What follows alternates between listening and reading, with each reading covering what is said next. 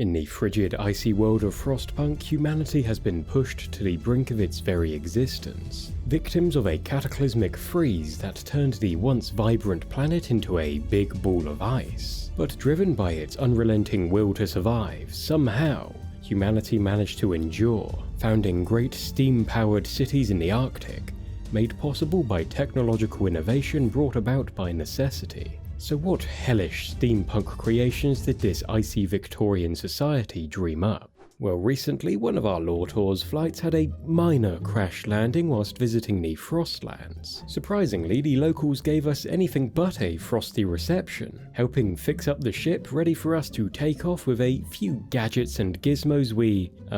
borrowed, ready for the Lore Tours R&D department to break down for you today. Now, before the Great Freeze that turned the entire planet into inhospitable Frostlands, civilization was being thrust forward by the unstoppable ambition of the Industrial Revolution. Across the globe, everyday life had begun changing, thanks to a new invention: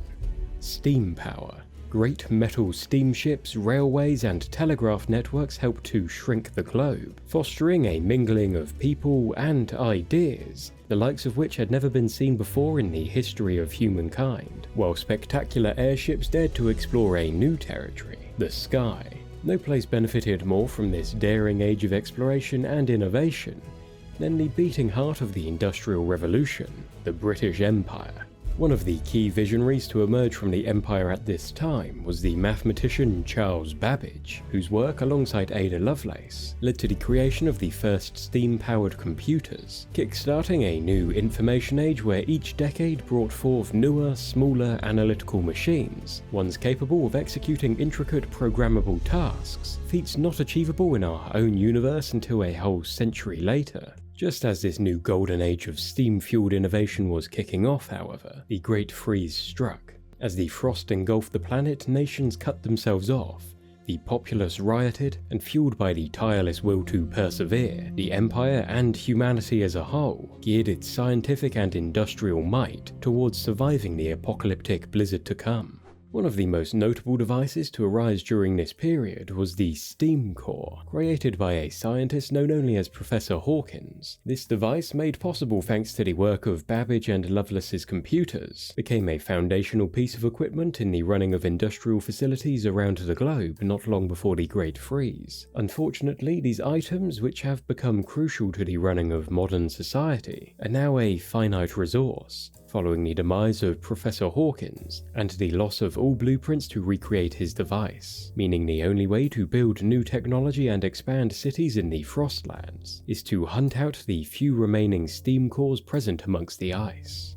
One of the most remarkable applications of the steam core was their use in the Automatons, towering behemoths of steel and steam, born via an amalgamation of the Babbage-Lovelace computers, intricate clockwork mechanisms, and the power of the steam cores. These machines, in need of no rest like their fleshy counterparts, helped revolutionize the workforce, boosting production across the Empire's factories, and potentially becoming a crucial ally in the icy apocalypse. Other mechanical creations like these automatons are also said to exist. Whilst we've never seen them ourselves, it's believed that during the approach to the Great Frost, military troops who were part of mechanized lancer units were used to help disperse riots. As the world's crops failed, factories ground to a halt, and the grand River Thames began to freeze over, the Empire, in its desperation, sent its brightest minds in search of new lands and new technologies to help survive the freeze. One solution, perhaps humanity's only hope, was discovered by the engineers of the Imperial Exploration Company, sent to the Arctic to construct a series of mighty towers designed to warm the cities that sprung up around them. These marvels of engineering would come to be known as the generators. Now, some, maybe all of the generators, drew upon an underground geothermal source of heat, with the initial phase of construction involving the digging of a deep shaft underground, on top of which the generator's foundations were built. Coal, a resource available in abundance across the coal deposits of the Arctic, was then used to power these generators, working as a massive furnace to consume the coal and pump out heat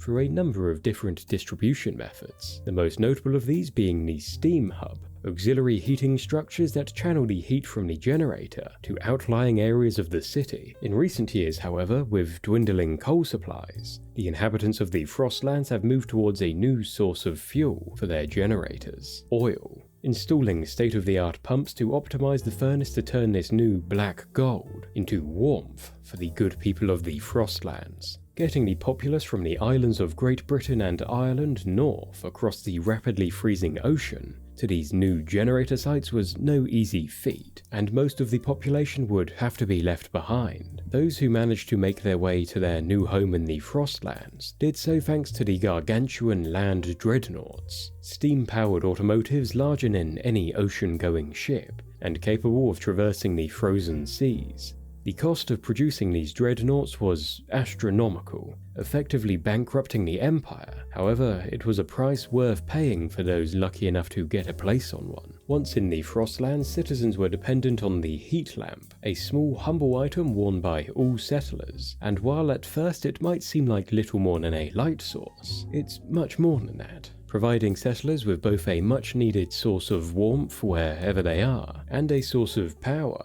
as seen by how those with prosthetics use their heat lamp to power their new limbs. In recent years, these heat lamps have been improved, and in some settlements, citizens have taken the rather fascinating step of constantly pumping their own blood through the lamp, increasing its temperature and giving the wearer a quite frankly massive increase to their cold resistance. A rather new invention prior to the Great Freeze, airships are a floating wonder of modern civilization. They were crucial in the early years of these great steam cities, serving as a means of allowing hunters to traverse the Frostlands in search of food. Now, thanks to recent technological breakthroughs, these ships have become larger and stronger, allowing them to be used for transportation and scouting. All of these innovations, automatons and gadgets, go to show that in spite of the very apocalypse sent down to eradicate them, humanity endures, creating new ways, new devices to help them survive and thrive in the Frostlands.